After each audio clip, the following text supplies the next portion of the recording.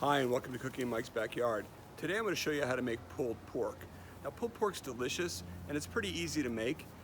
It can be a little time consuming if it's done the traditional way, but I've worked out a good alternative that'll save you a lot of time. We're starting out with 18 pounds of pork butt. You can use either pork butt or pork shoulder.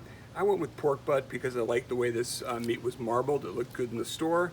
Yeah, I think it's going to be pretty tasty. First thing we're going to do is we're going to inject the pork butt. We're going to use a hog injection. This is a mixture of 2 quarts of apple juice, 1/2 cup of lemon juice, 1/2 cup of salt, 1/2 cup of oil, 1/2 cup of Worcestershire sauce, and 1 cup of brown sugar. You heat it up until the sugar and the salt is dissolved, and then just use an injector and just press it in about 1 inch apart. I give it 2 squeezes. We're going to do both sides, so you want to get it in about 1/4 to halfway through the meat. Just give it a good injection. The injection is going to add some flavor to the meat. It's also going to tenderize it and help it so that when it cooks up, that it breaks down the proteins in there.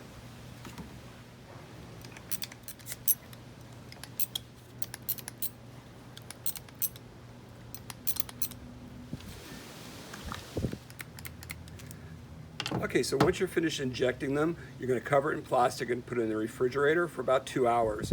After about an hour in the refrigerator, I'm going to flip the meat so that the meat sits in the injection equally on both sides. Okay, so after the pork butts have been soaking for 2 hours, just take them out and pat them dry.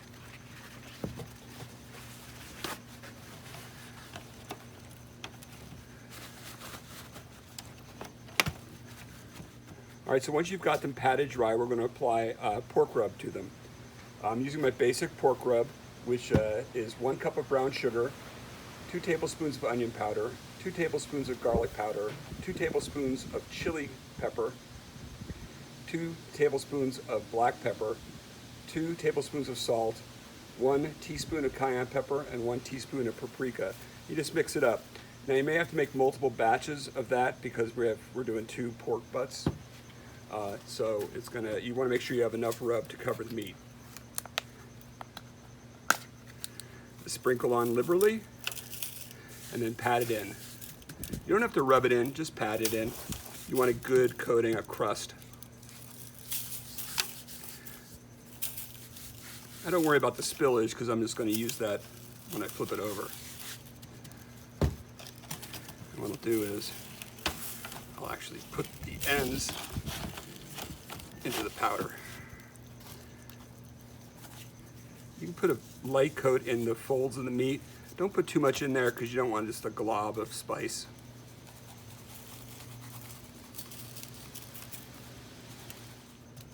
Okay, so after you get the pork butt covered, we're going to put it in the smoker at 250 degrees. We're smoking with cherry wood today. We're going to put it fat side up in the smoker for 3 hours. Okay, so they've been in the smoker now for 3 hours. It's time to pull them out. Okay, so at this point there are 3 ways to proceed. The traditional method would be to wrap it in aluminum foil tightly and put it back in the smoker at 250 for about 6 hours. So with the 3-hour cook time and then the 6 hours of additional time in the smoker plus the 2 hours of prep, the whole process is going to take about 11 hours. I have 2 alternative methods that I use that'll save a lot of time.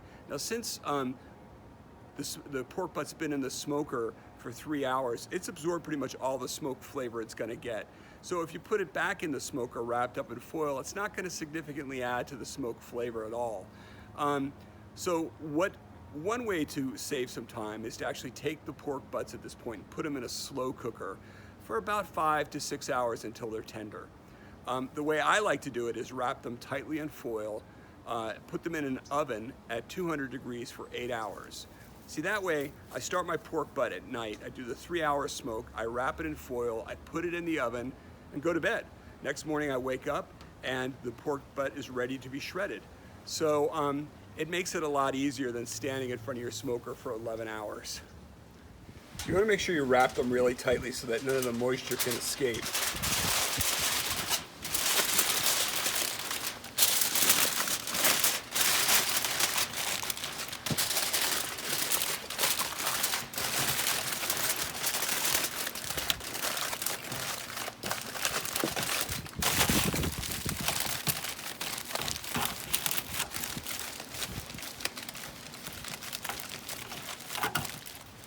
We're gonna put them in the oven at 200 degrees.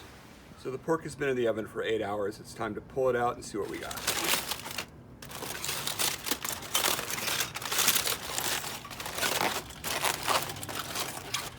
Yeah, that looks really good. All right, so it's time to pull it. So you remember when we were cooking it, there was a fat cap and we cooked it with the fat cap up.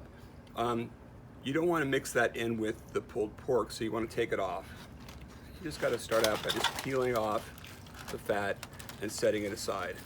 All right, so after you get the fat off of it, you just take the pork and just break it into pieces and put it in a pan.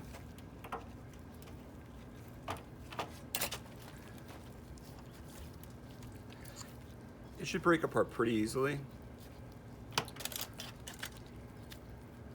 As you're doing it, you might get pieces of fat. You want to take those off and put them over there. Set them aside. So after you get it shredded up, we're going to cover it up, and then about an hour before I want to eat, I'm going to put it in the oven at about 250 degrees. But before we cover it up and put it away, we got to give it a taste. All right, it looks really good. It's tender, juicy. It's good. It's got really good smoke flavor. It's fantastic. There's a couple different ways to serve pulled pork. You can serve it just as a main dish with rice or something else as a side item. A lot of people like to make pulled pork sandwiches. Those are delicious. I take the leftover pulled pork and I scramble it up with eggs or fry it up with rice. It's really versatile and very tasty. And it lasts a pretty long time in the refrigerator. I hope you enjoyed the video. If you liked it, please hit like or subscribe. I'm posting videos as often as I can. Have a good day.